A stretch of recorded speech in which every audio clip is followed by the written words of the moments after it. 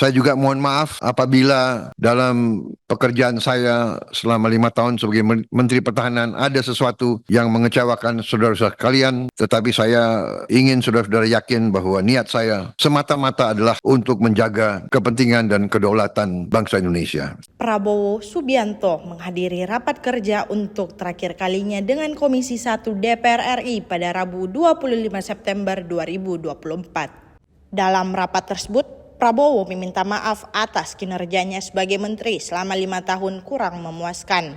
Ia menyatakan seluruh kinerjanya semata-mata untuk kepentingan dan kedaulatan Indonesia.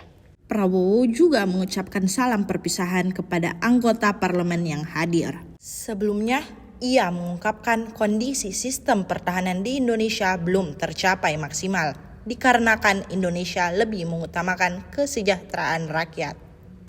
Ia juga membandingkan sistem pertahanan di Indonesia dengan beberapa negara Asia Tenggara, termasuk Filipina dan Singapura.